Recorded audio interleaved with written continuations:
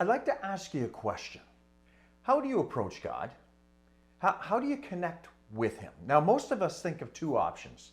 There is the ancient understanding that God is a bloodthirsty tyrant who needs to be constantly appeased by good behavior, if not outright sacrifice. And then there's the modern understanding of God as a spiritual force that we can access anytime we want, no questions asked. And if anything, he might be a Santa Claus in the sky. But you know what? Mark tells us a story showing us that approaching God might mean something else entirely. Now, the region of Tyre is in the country known as Phoenicia, which had two famous coastal cities 20 miles apart. There was Tyre and there was Sidon. And they are the main cities in the country of Phoenicia, and that was just situated north and west of Galilee. And it was pressing against the Mediterranean coast to kind of give us an idea of where it is. Anyways, Jesus went to Tyre for a while, and we don't know for how long, but later, traveling 20 miles north, he went to Sidon, the sister city. Now, these Phoenician cities were originally a part of Israel. When the land was being partitioned out under Joshua, we discovered that the tribe of Asher was assigned the land as far as Sidon and up to the fortified city of Tyre. Now, the problem was they had never been able to subdue their territory and so had never really taken possession of it, not fully anyways and completely. So Jesus entering the land is going to prove to be quite symbolic. Where the power of force through armies was helpless, the conquering love of Jesus Christ won the day. The earthly Israel had failed to gather in the people of Phoenicia, and now the true Israel had come. Actually then, Jesus wasn't coming to a strange land after all. It was a land which long ago had been given to him as his own. He was not so much finding himself among strangers as he was entering into his inheritance. Listen to this in Mark 7. Jesus left that place and went to the vicinity of Tyre. He entered a house and did not want anyone to know it. Yet he could not keep his presence secret. In fact, as soon as she heard about him, a woman whose little daughter was possessed by an evil spirit came and fell at his feet. The woman was a Greek, born in Syrian Phoenicia. She begged Jesus to drive the demon out of her daughter. Okay, so the story begins with Jesus now entering the region of Tyre, which is in the heart of Gentile territory. And he didn't want anybody to know about it. Now, you might think at first glance that he's trying to keep the religious elite in Jerusalem from knowing about it so that they wouldn't have more ammo to throw at him. You're going to the dirty Gentiles, Jesus. You've been already hanging out with prostitutes and drunkards and gluttons. But that wasn't the reason why he had done this. So just why the hush-hush then? Well, Jesus had been spending all of his time ministering in Jewish provinces, and that ministry was now drawing these huge, overwhelming crowds, and he was exhausted. So Jesus left the Jewish provinces and went into a non-Jewish Gentile territory, Tyre, in order to get some rest, to a place where nobody knew who he was. But we're told that he could not be hidden. You know what? That's always the case with Jesus. When Jesus is in a home or a person or a family or a church or a community or wherever, he simply cannot be hidden. Word's going to get out that Jesus is in the house.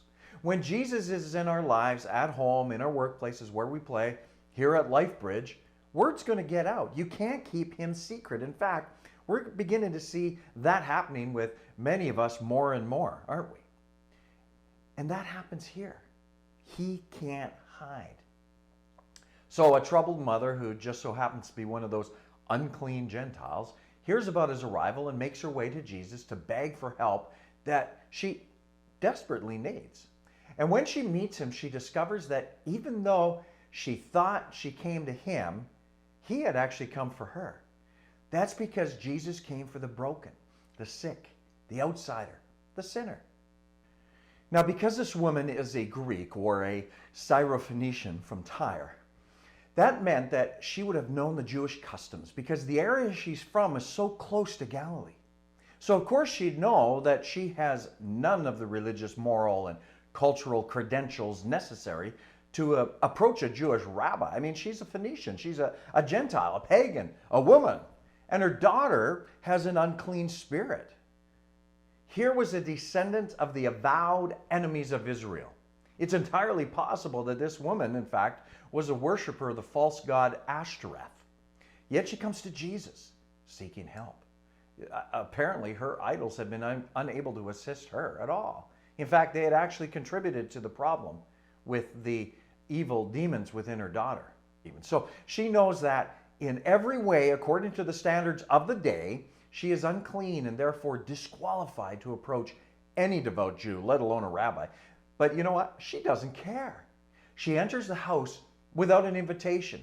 She falls down and she begins begging Jesus to exorcise a demon from her daughter. Now, the verb beg here is a present progressive, which tells us, in other words, that she just keeps on begging and begging and begging.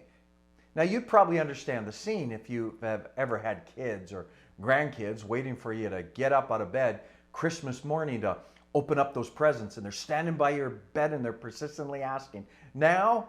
No. Now? No. Now? Read my lips. And oh, I just want a little more sleep. But eventually you get up because their persistent enthusiasm is just too much. You've experienced that, I'm sure. You know why she has this burst of boldness, though? I mean, you know why, don't you? There are cowards, there are regular people, there are heroes, and then there are mums.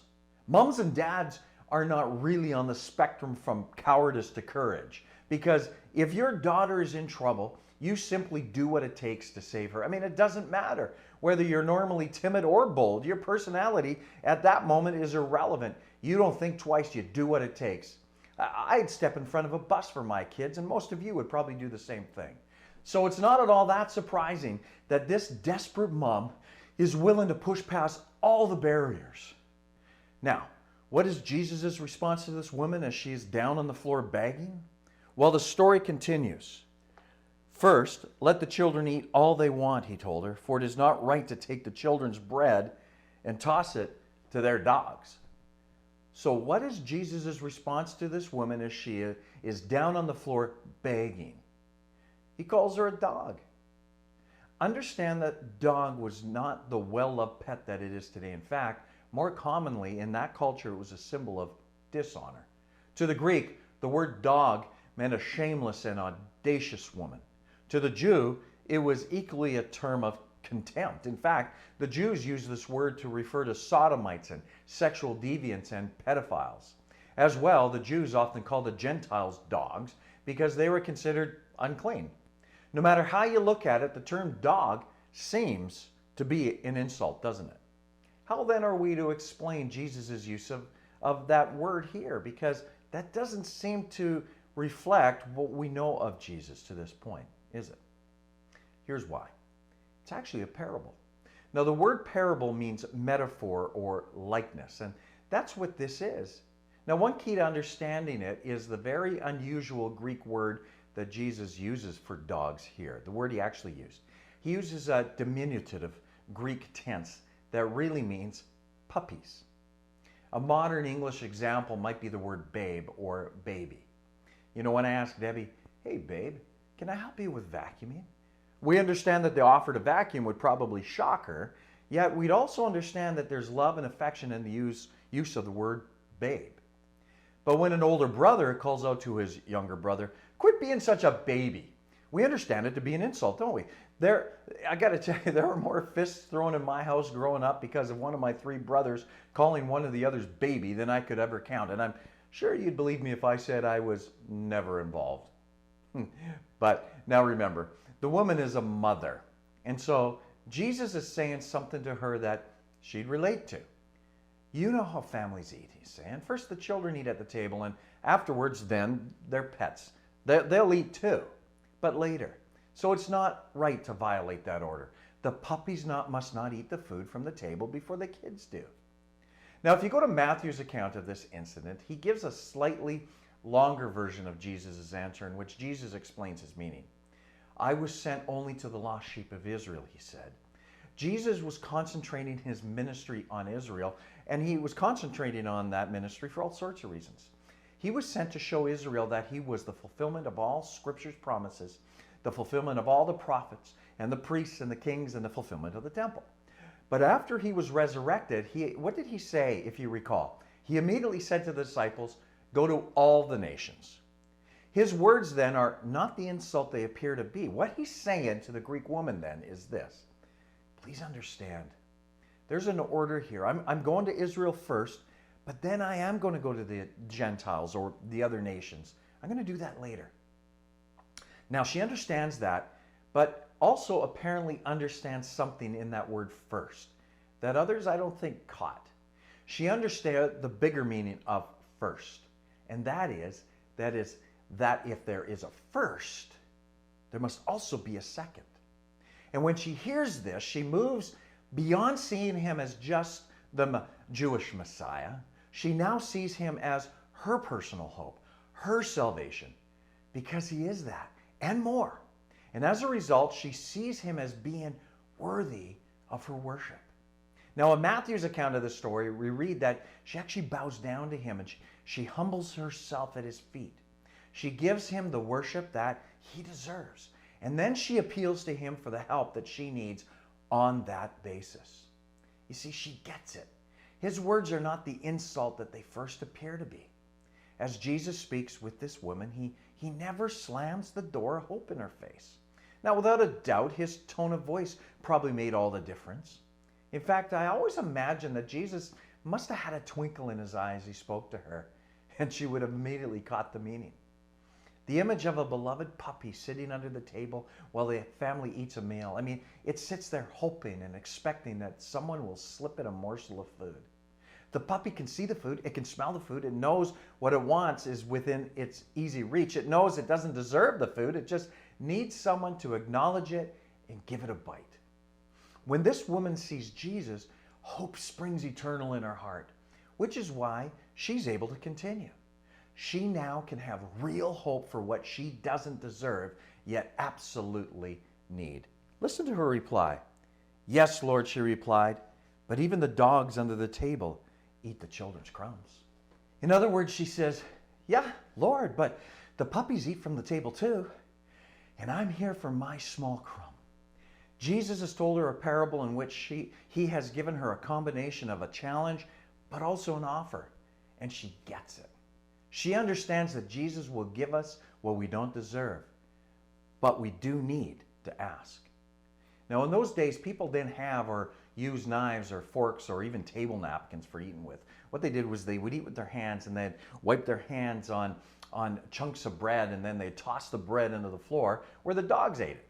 So the woman is saying, "Hey, I know the children are fed first, Jesus. I don't deserve to eat first. I get that. But can't I even have the scraps the children throw away?" Jesus loved her reply. She understands that she's not from Israel.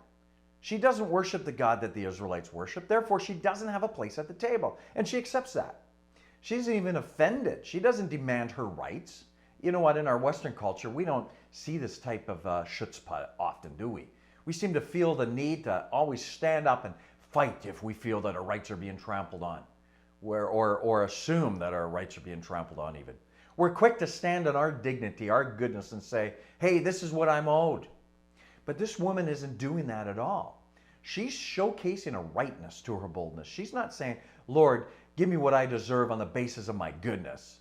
She's saying rather, "Give me what I don't deserve on the basis of your goodness." She appears to understand the purpose of Israel's Messiah better than even Israel does.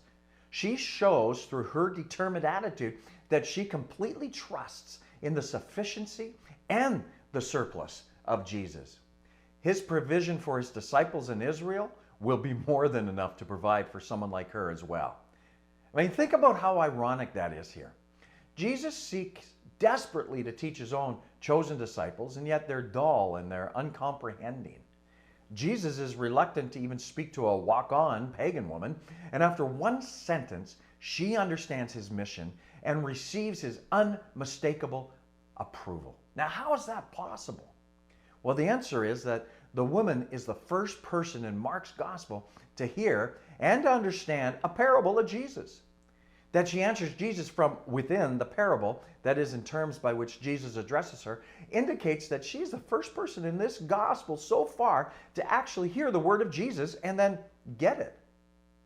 To truly understand what he is actually saying by it, this woman was able to see that the gospel in all its glory is this: you're more wicked than you ever believed, and yet you're more loved and accepted than you ever dared hope.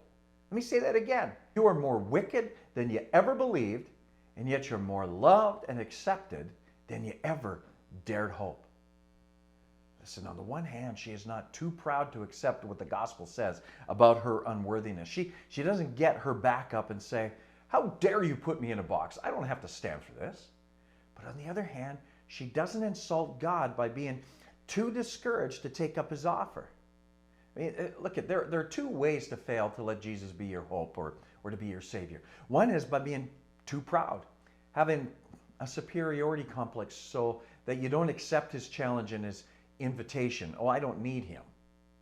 I can do this on my own. But the other is through an inferiority complex, being so self-absorbed that you say, I'm just so awful that God can't love me. And you know what? That's not to accept his offer as well.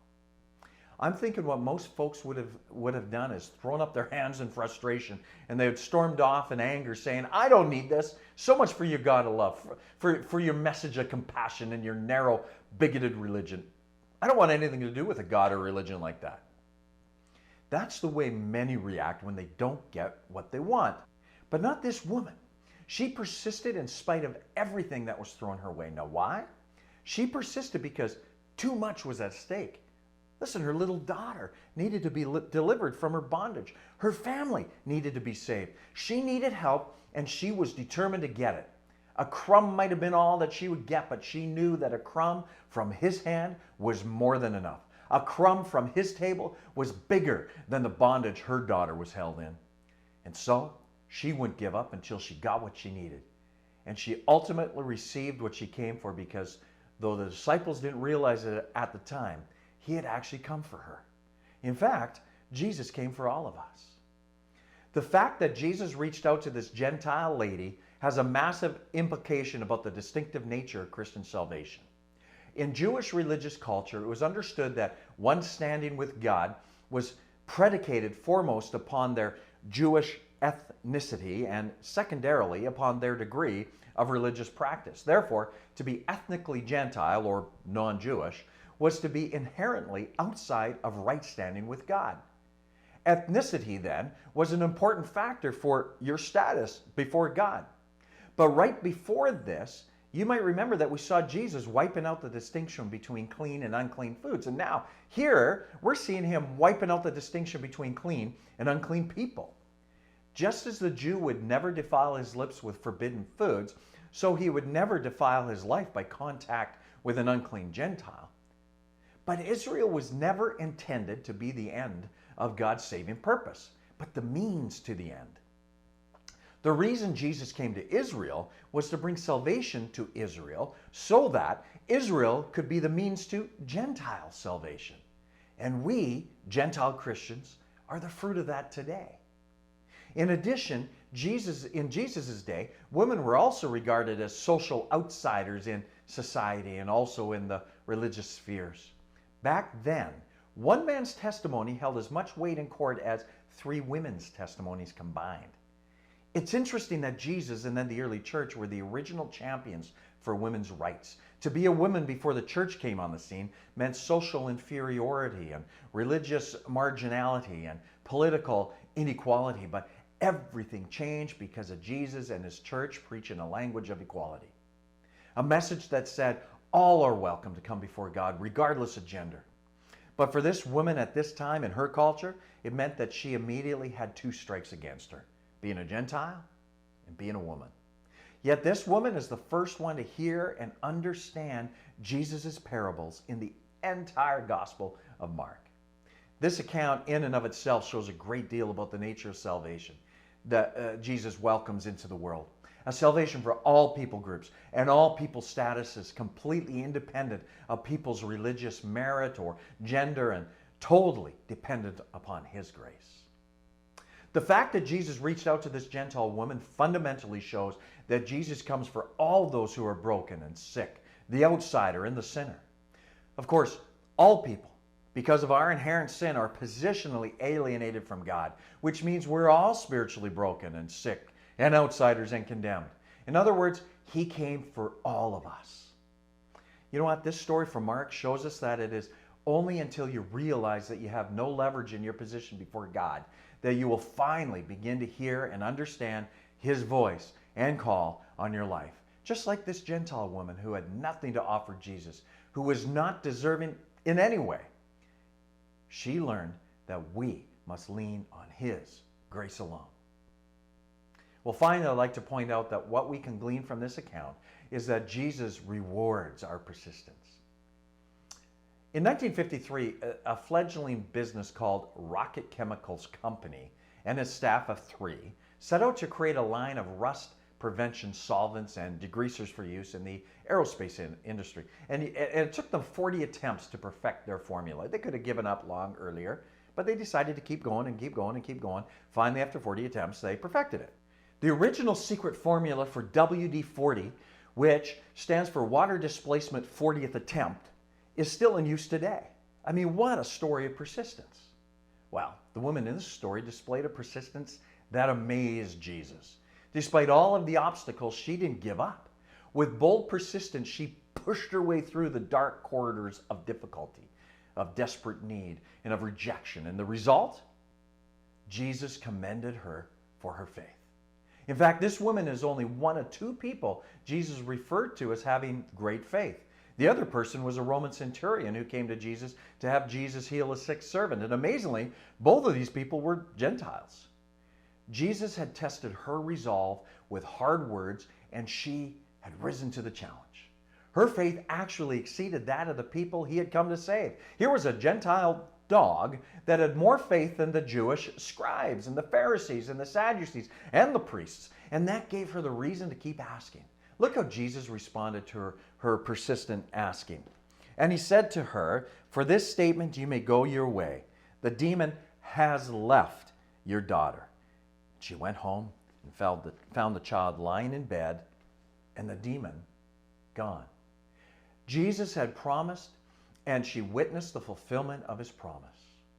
You know what? It's interesting that this episode recounts the only time in Mark that Jesus healed from a distance without speaking a command. Has left is a Greek term in the perfect tense. In this case, indicating that the demon left the moment Jesus issued the command. He never spoke it per se. The Word never spoke a word, but clearly the demon responded to Jesus' authority, and he remained gone. The demon was gone for good. The little girl's state was exorcised of the demon. She was saved. Jesus rewarded the mother's persistence by healing her daughter, and her faith was so strong that she didn't even ask for proof that the demon was gone before she left for home, because real faith, church, doesn't require proof. The church needs persistent intercessors today. We need people like this woman today. The woman fits this description of a persistent intercessor. Her daughter was severely demon-possessed, and she pleaded with Jesus to heal her. This woman, like any loving mother, cared for her daughter. She loved her more than life itself. She wanted Jesus to take action, but on her initial approach, Jesus appeared almost heartless and uncaring. Initially, it appeared that Jesus was rejecting her, but he wasn't trying to destroy her faith. He wanted to develop it. He wasn't playing games with her, nor was he trying to make the situation more difficult. He was seeking to draw out her faith. He could see how strong her faith was then and how she was aligning herself with his will. So he set her apart as an example of true faith. He put up barriers so she might step over them and show her true commitment. Jesus knew all along what she wanted, and he knew from even before the start what he was going to do. He was going to reward her persistence. She was absolutely undeterred. She displayed an amazing amount of persistence and commitment. When the door was shut in her face, she just kept knocking. When Jesus portrayed her as a dog, what did she do? She simply picked up his words just like a good little dog would pick up its master's sticks and drop them back at his feet. She just wouldn't give up. She wouldn't go home without the touch of the master on her daughter's life. If at first she did not succeed, she'd just keep asking. She'd keep seeking. she'd keep knocking. This woman was a true intercessor. Intercessory prayer means that you stand in the gap for somebody and you will not give up. You're going to keep praying for that person till you see something happen. Hey, listen, people can reject your influence and escape your presence, but they can never, ever escape your prayers. This woman came to Jesus because hope had been stirred in her heart. She needed something that society had not been able to provide. She was looking for something that her dead religion had been powerless to give her. She needed a solution that she had not been able to provide by her own self-efforts. She was desperate, and she saw Jesus as her only hope to meet her need. And she trusted him to know what that need is, even better than she even knew herself. Now, how many of you can identify with this poor, anxious mother? Perhaps you're dealing with a child that is out of control. Perhaps you're at your wit's end over some situation in your life. Perhaps you have exhausted every means at your disposal and you don't know where to turn. Well, maybe what you need is salvation. Or maybe what you need is restoration and forgiveness. Or maybe what you need is a solid foundation to turn to in the middle of a storm. We too, just as this Syrophoenician Gentile woman, are invited to approach Jesus with bold persistence. As we keep asking, and seeking, and knocking, we will find grace and mercy in our time of need. Listen to this. Let us then approach God's throne of grace with confidence, so that we may receive mercy and find grace to help us in our time of need. Jesus came for the broken, the sick, the outsider, the sinner. And it's only Jesus who gives us what we don't deserve and yet what we so desperately need. Yeah, your sin, my sin is greater than perhaps you and I realize, but his grace is greater than we could ever imagine. So trust him. Trust him with your needs. Trust him to save your soul, to forgive your sins, to touch your loved ones. He can do it, but you have to get it to him. Don't be afraid to call on him. He invites you to keep asking, to keep seeking, to keep knocking.